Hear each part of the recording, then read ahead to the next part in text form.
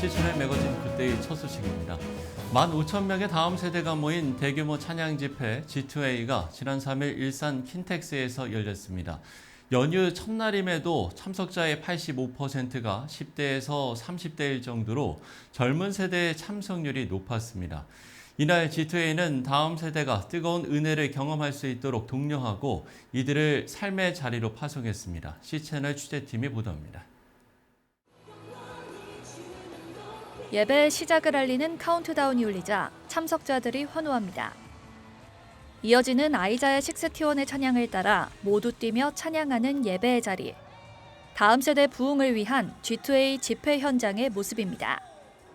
지난 3일 일산 킨텍스 전시장에는 15,000여 명의 예배자들이 자리를 가득 메웠습니다. 긴 황금 연휴가 시작되는 첫날이었지만 이들의 발걸음이 향한 곳은 뜨거운 찬양과 예배의 자리였습니다. 전국 각지에서 모인 참석자들 중에는 10대부터 30대 사이의 청년 세대가 85%로 높은 비율을 차지해 눈길을 끌었습니다. 10시간 동안 휴식 없이 진행된 집회에서는 아이자야 6T1과 제이어스, 팀로거십과 예수전도단 등이 찬양을 인도했습니다. 특히 이번 집회는 한 세션당 50분의 찬양과 20분의 설교가 진행돼 찬양에 할애된 시간이 압도적으로 높았습니다. 그만큼 이날 예배에는 찬양의 자리를 기대하며 나온 참석자들이 많았습니다. 제이어스를 가장 기대하고 온 것 같긴 합니다. 팀로 워십 팀 분들을 되게 은혜 받았던 것 같아요. 제이어스 가장 기대하고 왔습니다. G2A 화이팅! 다음 세대 양육이 한국 교회의 중요한 과제로 남아있는 가운데 찬양이 이들의 예배를 회복시킬 효과적인 통로라는 목소리가 나옵니다.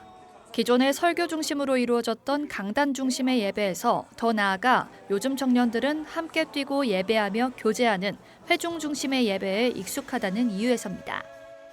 실제로 2024년 목회데이터 연구소가 기독 중고등학생 청소년들을 대상으로 조사한 결과에 따르면 중고등학생들이 교회에 기대하는 순위는 또래와의 교제가 30%, 찬양이 28%로 높게 나타났습니다. 젊은 세대가 교회의 문턱을 넘는 데에 찬양이 좋은 매개가 되는 겁니다. 국내 주요 예배팀인 제이어스 대표이자 G2A 대표인 김준영 대표는 변화하는 다음 세대의 특성에 따라 G2A를 기획했다고 밝혔습니다. 찬양의 비율을 높여 다음 세대가 함께 뜨겁게 예배할 수 있는 자리를 마련해주고 그들이 각자의 삶의 자리로 파송될 수 있도록 독려하는 게 이번 G2A의 목표입니다. 이곳에서 강력하게 하나님의 임재를 경험하기를 바라고 그것을 통해 그들의 삶에서 경험된 성령의 은혜를 바탕으로 증인으로 제자로 살아가는 일들이 일어나는 것을 꿈꾸고 있습니다. 찬양의 자리를 기대하며 나온 참석자들에게는 말씀의 은혜도 더해졌습니다. 설교를 전한 프랜시스 챗 목사는 이 자리를 통해 속사람에서부터 변화가 일어나기를 바란다고 말했습니다. But my question is there anything coming from inside? I am praying that something happens inside of you, where your nature changes. 설교 후 챗 목사가 참석자들을 위해 무릎을 꿇고 기도하는 동안 참석자들은 잠잠한 묵상을 통해 개인에게 임하는 은혜를 경험했습니다.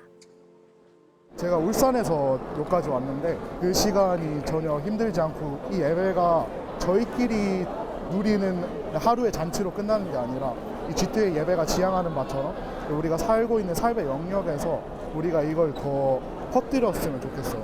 우리의 은혜가 하루아침에 끝나는 게 아니라 앞으로도 우리가 열방 가운데 뭔가 이어졌으면 좋겠다는 마음이 있었어서 친구들이랑 같이 오게 되었어요. 저는 소망이 없는 줄 알았는데 여기서 예배하는 아이들 보니까 정말 한국교회에 미래가 있고 앞으로 저도 더 열심히 사역을 해야겠다. G2A는 이번 집회가 일회성으로 끝나지 않고 참석자들이 받은 은혜를 삶 가운데로 가져가도록 6개의 미션 필드를 기획했습니다. 현장에 마련된 부스와 QR코드를 통해 미션 필드를 등록하면 각 필드별로 후속 모임을 가지게 됩니다. 모임은 짧게는 한 달에서 길게는 1년까지 온오프라인을 병행해 진행할 예정입니다. 15,000여 명의 다음 세대들은 집회에서 받은 뜨거운 은혜를 가지고 삶의 자리로 나아가 각자의 영역에서 하나님을 드러낼 것을 다짐했습니다. C채널 뉴스 문지원입니다. 국내 거주 외국인 300만을 맞이한 시대 몽골 국적자는 4만 명을 넘어선 것으로 집계되고 있습니다. 이런 가운데 추석 연휴 한국에 거주하는 몽골인들을 대상으로 하는 추수감사절 신앙 캠프가 열려서 관심을 모았습니다. 추석 연휴 기간인 10월 7일부터 9일까지 강원도 원주에 위치한 치악산 명성수양관에서 열린 2025 추수감사절 신앙 캠프에는 몽골인 사역을 감당하고 있는 다하나 국제교회를 비롯해 20여 개 교회의 성도 400여 명이 함께했습니다.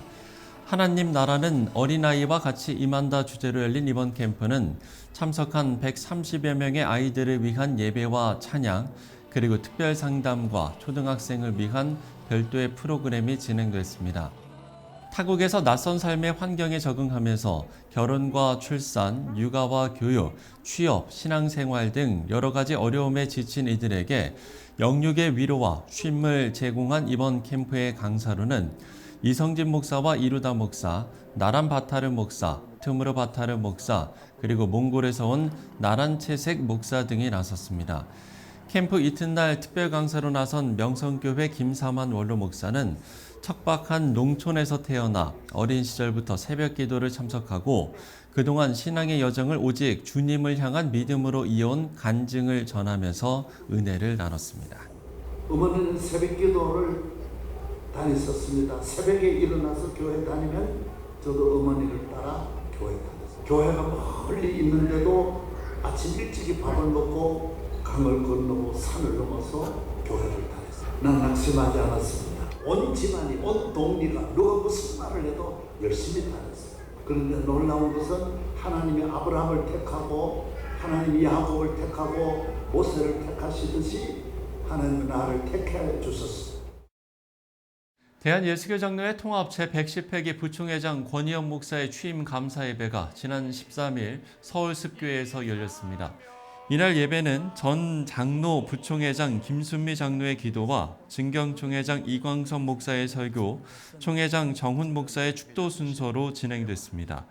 부총회장에 취임한 권희영 목사는 서울 노회와 총회 선배들의 헌신 덕에 이 자리에 설 수 있었다면서 맡겨진 사명을 감당하기 위해서 최선을 다하겠다고 소감을 전했습니다. 축사를 전한 증경총회장 이순찬 목사는 한국교회 전체를 안고 가는 어머니의 헌신적 믿음으로 부총회장의 길을 걸어가달라고 당부했습니다.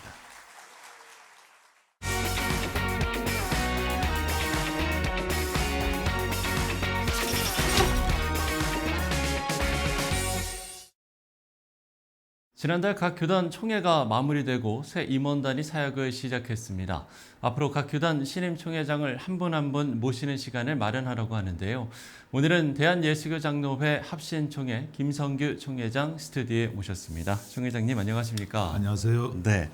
총회 후 추석 연휴가 바로 있어서 아마 이번 주부터 실질적으로 새롭게 시작하시는 기분이 드실 것 같습니다. 어떠신가요? 네, 총회 후에 또 연휴가 있어서 잠시 에너지를 충전할 수 있는 시간이 있었고 좀 쉬게 됐습니다.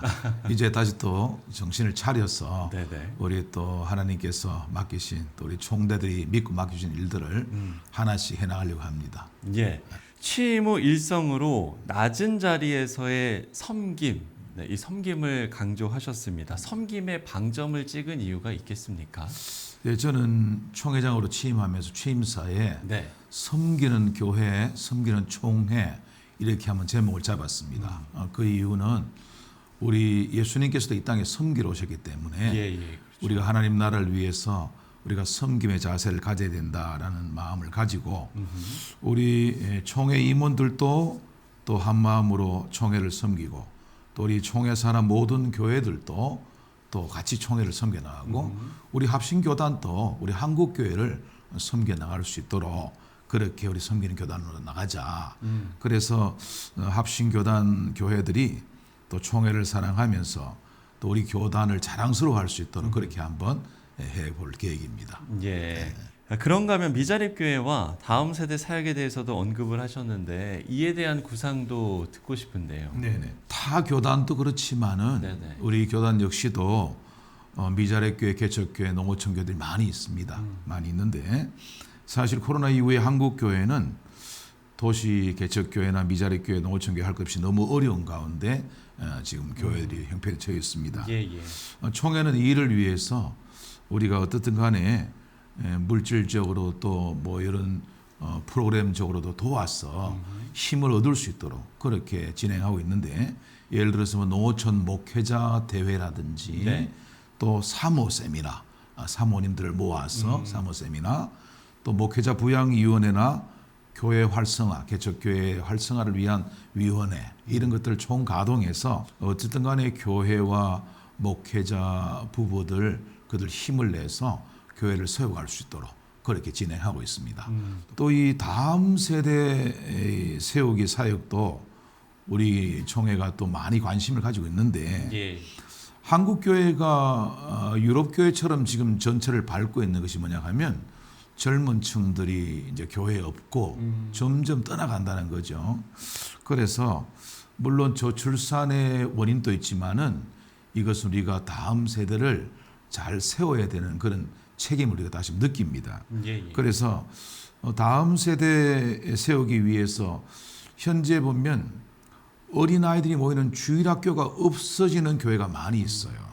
그러다 보니까 교회에 아이들을 보낼 수도 없게 되는데, 그래서 작은 교회들을 우리가 어린아이들이 주일학교 교육을 받을 수 있도록 노회 차원에서 여러 교회들을 모아서 그들 연합해서 여름 성경학교도 하고 수련회, 중고등 수련회도 하고, 또 나아가서는 총회에서도 모든 아이들을 모아서 할 수 있는, 그렇게 함으로써 같이 또 신앙의 공동체를 통해 믿음이 자랄 수 있도록 이렇게 우리가 다음 세대를 세워나가자. 그래서 저는 다음 세대를 세우는 이런 일에는 재정을 아끼지 않아야 된다. 이렇게 저는 생각합니다.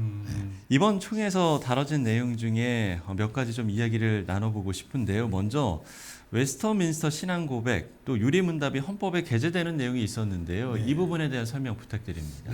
우리 합신총회가 결정으로 신학위원회가 7년간의 연구 노력으로 종교개혁 507주년 때, 지난해 2025년 때 웨스터민스터 신앙 고백서를 우리가 개정을 했습니다. 번역을 하고 했습니다. 개정 번역을 했는데, 이것은 1647년 초판이고요.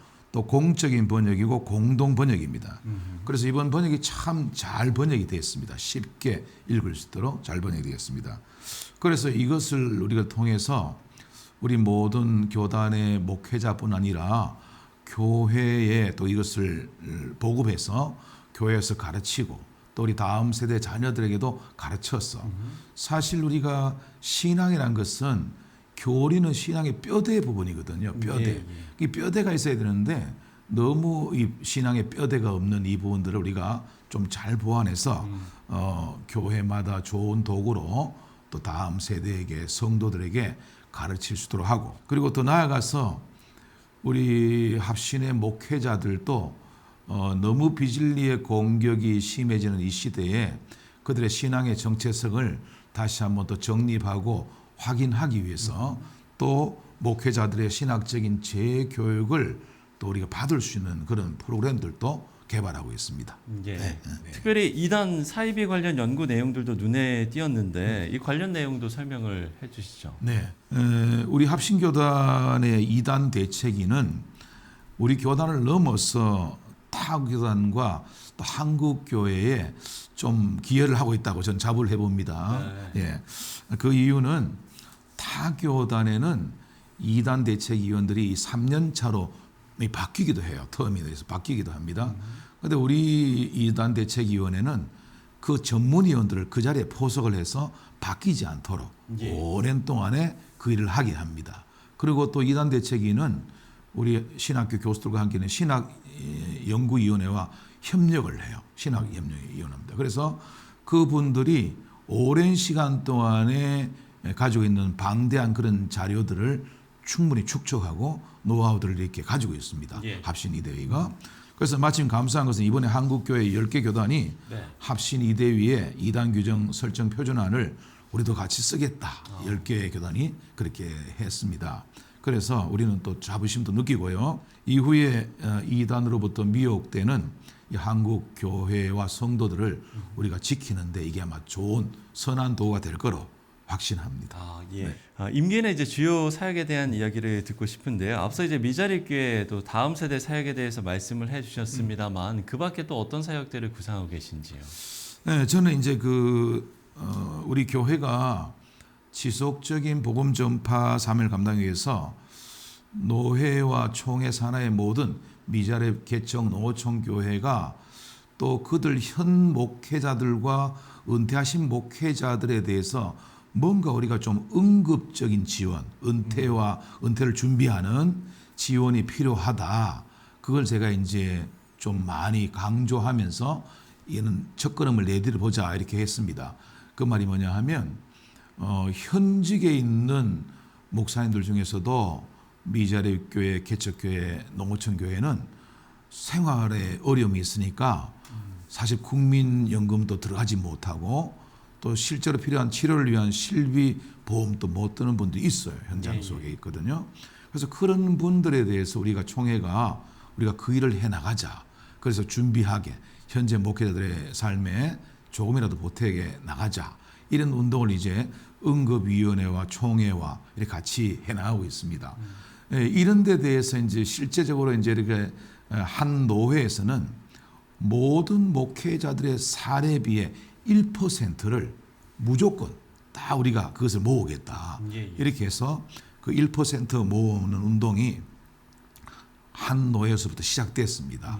그래서 그것을 가지고 미자립교회, 개척교회, 농어촌교회 목회자들에게 국민연금도 돕고 실비보험도 돕고 또 은퇴하신 목사님들에 대해서도 우리가 그분의 삶에 보탬이 되도록 그렇게 진행하고 있는데 그 일을 좀 힘쓰고 싶습니다.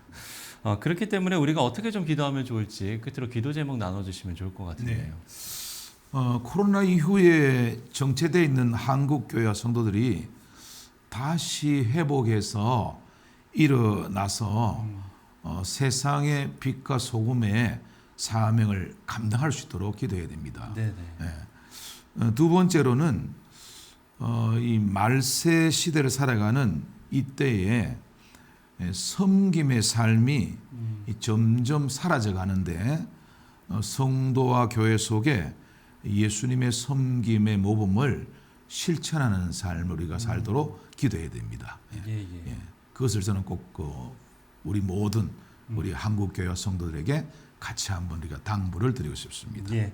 빛과 소금의 역할을 잘 감당할 수 있도록 또 섬김의 삶을 실천할 수 있도록 다 함께 기도해 주시면 좋을 것 같습니다. 네, 지금까지 대한예수교 장로회 합신총회 김성규 총회장과 이야기 나눠봤습니다. 총회장님 오늘 말씀 고맙습니다. 감사합니다.